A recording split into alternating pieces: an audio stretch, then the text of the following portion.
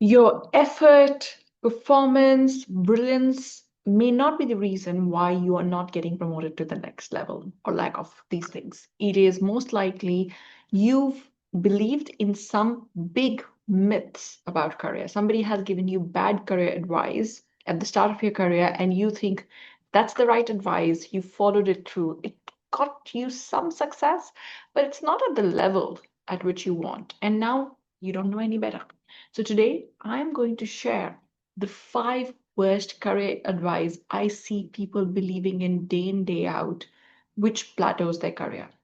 Hi, my name is Shub Faujdar. I am a Singapore based job search strategist and career coach and a former corporate recruiter. I am also a LinkedIn top voice, so please do follow me there. And I have recently started my public Instagram account. Follow me there for Ask Me Anything sessions.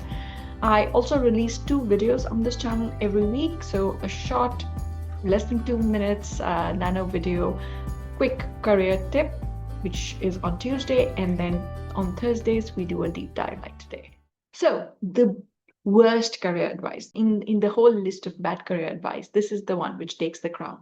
It is thoroughly believing that my work should speak for itself. So many amazing people like to be the best kept secret in their organization. They assume just by doing the work that everybody should be aware of their work and should understand what they bring to the table. Look, visibility is the invisible part of your job description.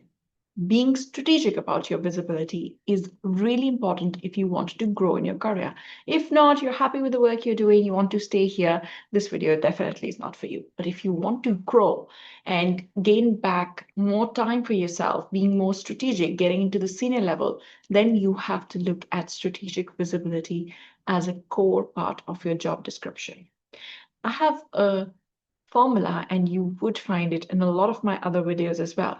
Your market value equals to your performance multiplied by your visibility. Most people think just by doing a good performance, their career will grow. But it's not. It's going to stay at a certain level and grow slightly. But if you add visibility into the mix, that's when careers grow exponentially. So if you haven't paid attention, look at your strategic visibility internally as well as externally. This includes building strategic alliances with people not only from your function, but also from people in other divisions and other functions. The second worst career advice is I need to be the expert to grow.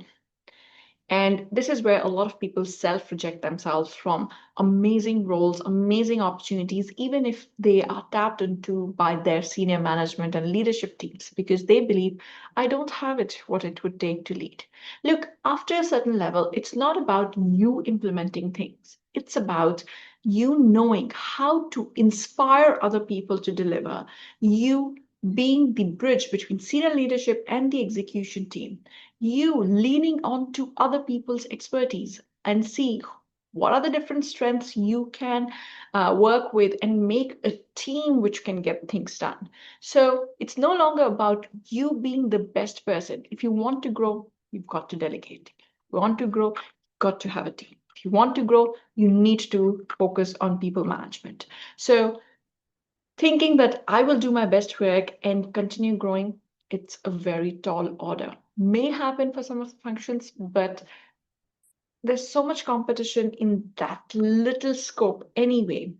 So one of the things you would do better is to learn people management and people leadership skills, and then mobilize the other people to get things delivered. Worst career advice number 3, asking for a salary increase or promotion is going to make me look greedy. Now, maybe your first boss told you this. My first boss did. Oh, you keep on asking me for promotion. Feels like you're not interested in doing your current role. But I realized that was outdated advice, and he was using vulnerability of a 22-year-old who did not know any better. But over the years, I've realized from experience and being part of these conversations in a lot of organizations, if you don't make the noise, if you don't ask for it, it is assumed that you're happy where you are and you don't want it. You need to constantly be signaling. Now, every signal doesn't have to be my promotion, my promotion, my promotion, but you need to give out signals. It could be having conversations internally with your mentors, with other senior leaders, being applying for roles which are at slightly more senior level, even if your manager says that you're not ready for it.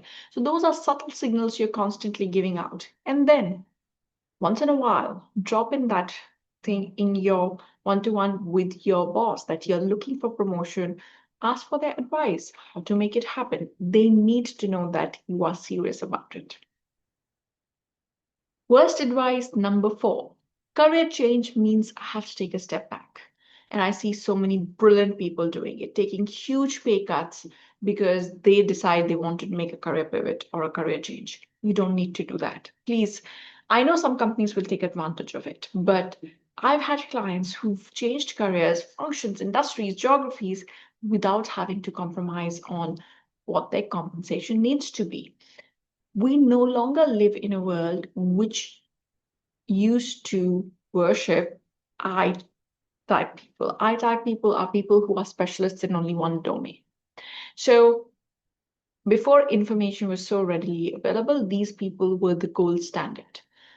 Now we want more T-shaped people or M-shaped people or V-shaped people, meaning people who have knowledge of one sector at least, but they also understand how different cross-functional things work.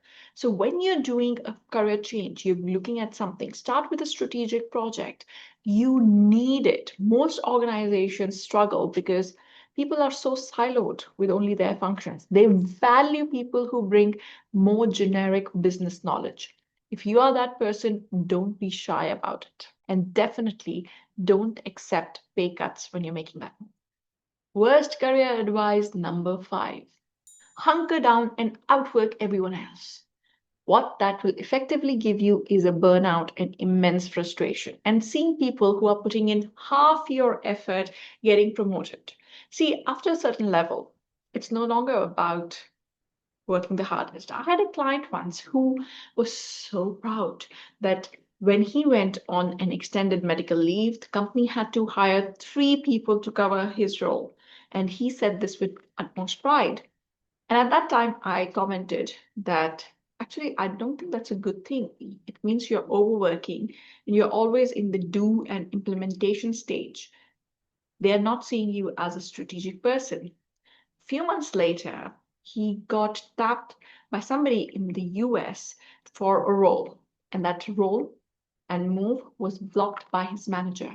His manager went to him and said, how can you leave us in such a critical time in Asia when you know how badly we need you? Who will be able to do all this work when you're gone? So I have reached out to this senior leadership in US and told them that it would not be a good decision to release you.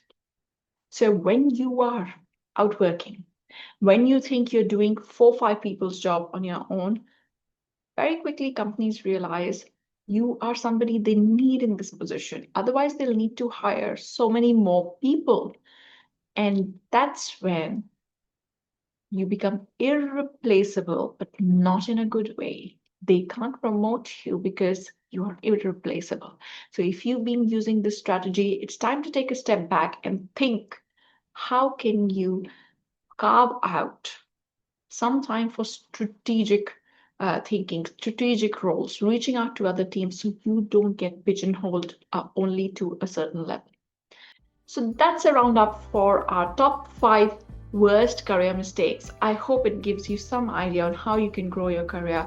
This is the time to really take your career to the next level. Don't wait for opportunities for yourself. Start creating them. Until next week, if you haven't already, please do subscribe to this channel and go make an impact.